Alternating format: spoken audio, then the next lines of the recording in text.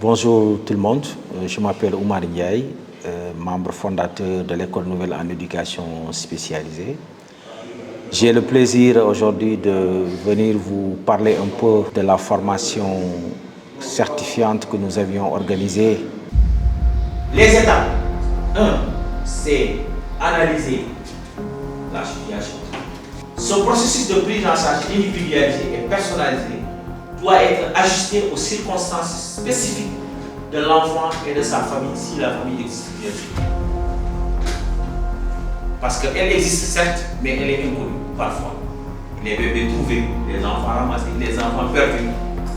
Pendant les grands événements sociaux, on est là, on nous avait plein d'enfants. Bonjour à tous, je suis Bertrand Mopinga, de nationalité gabonaise. J'ai pris part à la formation de la protection des enfants à l'ENES. Vraiment, c'est une formation très enrichissante. Et aujourd'hui, toutes les personnes qui auront l'occasion de voir cette vidéo, je vous invite vraiment à y prendre part à de telles formations. C'est vraiment des programmes très enrichissants. Du coup, pour les enfants, on a besoin d'avoir des connaissances pour savoir comment les traiter. Et l'ENES est la bienvenue et la bonne école pour nous former dans ce domaine-là.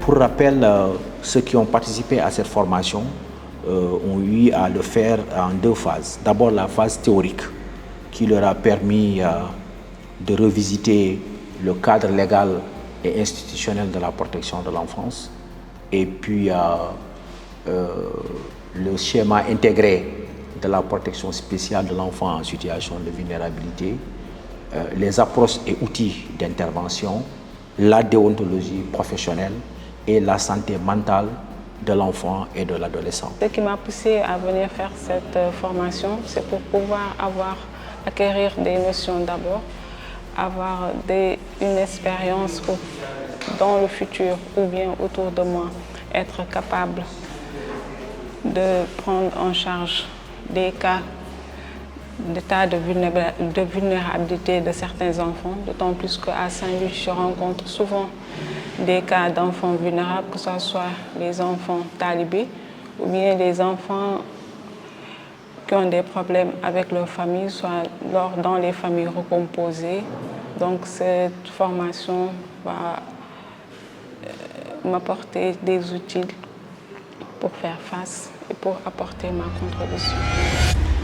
C'est une formation que nous avions décidé d'offrir à tous ceux qui participent au webinaire de l'École nouvelle en éducation spécialisée.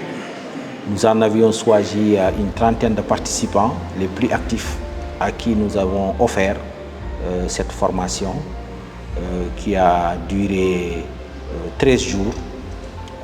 Et aujourd'hui, nous sommes donc à la phase finale où nous allons procéder à l'évaluation globale des participants.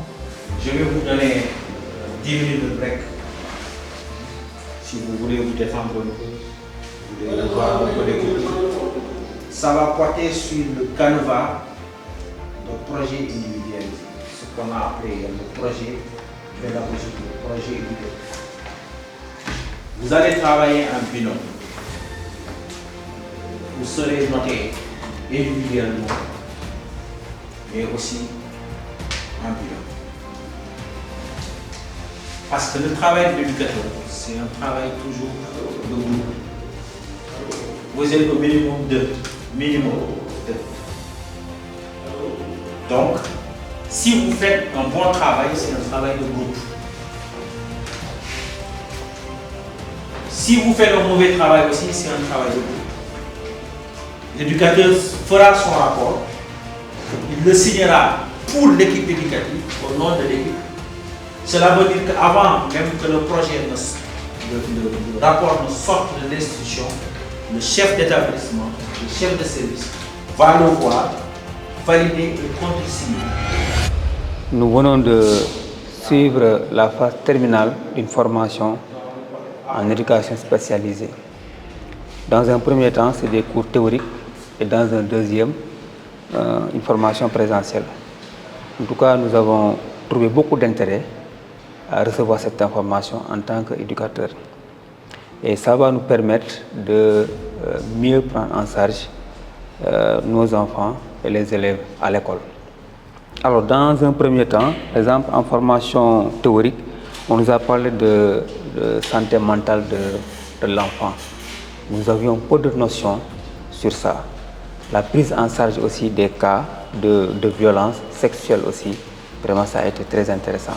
Donc on sort vraiment de cette formation avec des notions nouvelles sur la prise en charge de l'enfant. Depuis hier, nous sommes réunis pour des ateliers pratiques où l'ensemble des éléments de connaissances partagés avec les auditeurs ont fait l'objet d'applications à travers des cas concrets qu'ils ont étudiés pour pouvoir mieux maîtriser les procédures, avoir une vue plus claire sur les protocoles qu'ils doivent mettre en œuvre lorsqu'ils sont en face de situations d'enfants en situation de vulnérabilité.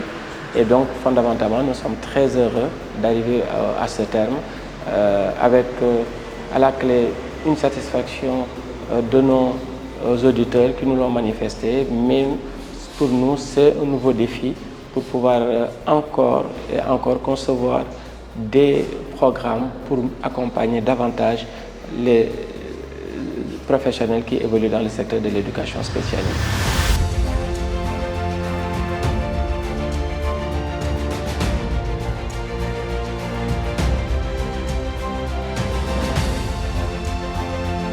Je ne regretterai jamais d'avoir collaboré avec cette école-là parce que ça m'a permis de découvrir d'autres facettes de l'éducation de l'enfant. Ça m'a donné vraiment une bonne formation qui s'est ajoutée à ce que je connaissais déjà. Donc là, ça fait un plus.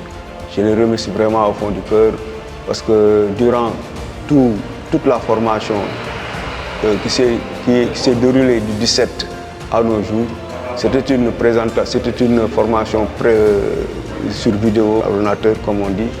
Bon, on m'a encadré, bien que je ne suis pas un féru de l'ordinateur, on m'a encadré à ce que je suive normalement les cours, tu vois, et ça s'était bien passé, quoi. Nous sortons de cette formation vraiment fort, pédagogiquement, pour prendre en charge nos enfants.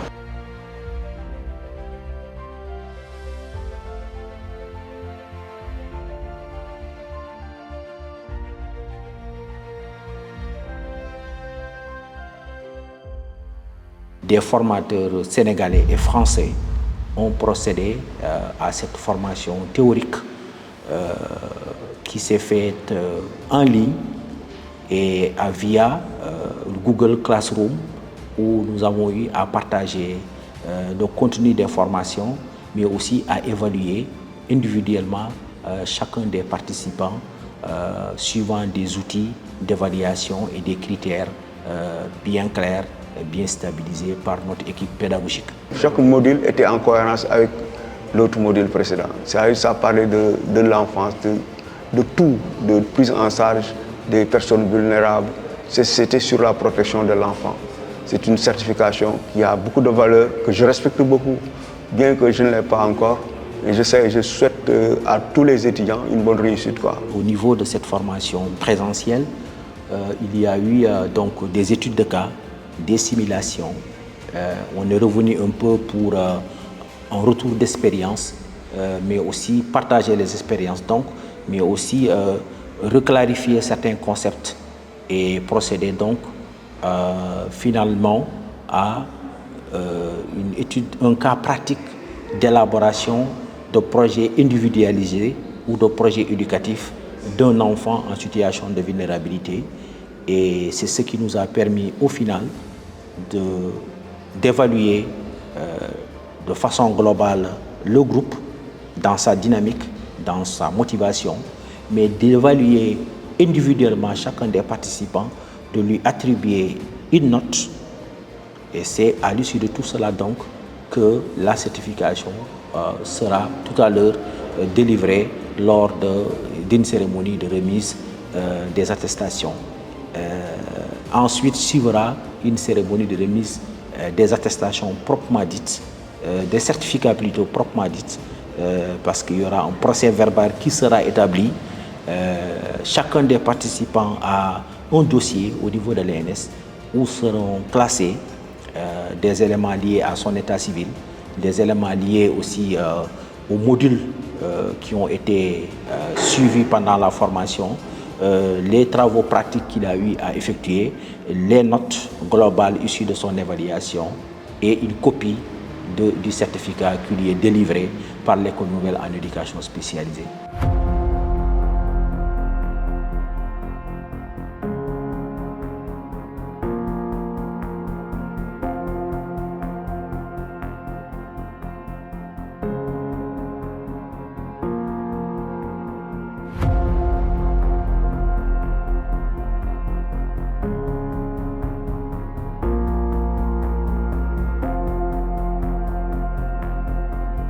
Je profite de l'occasion pour remercier l'équipe pédagogique de l'ENS, à la tête de laquelle il y a bien sûr le directeur général, mais surtout le directeur des études de l'ENS, le directeur administratif et financier, l'assistante qui est aussi chargée de la scolarité au niveau de l'ENS. Toutes ces personnes très engagées, très motivées sont aussi à remercier. Et l'ensemble de nos formateurs, que ce soit au Sénégal ou en France, qui ont eu à participer à cette formation et qui l'y ont bien menée à terme. Donc vraiment, c'est un grand motif de satisfaction pour nous aujourd'hui de procéder à cette remise de certificats à nos participants.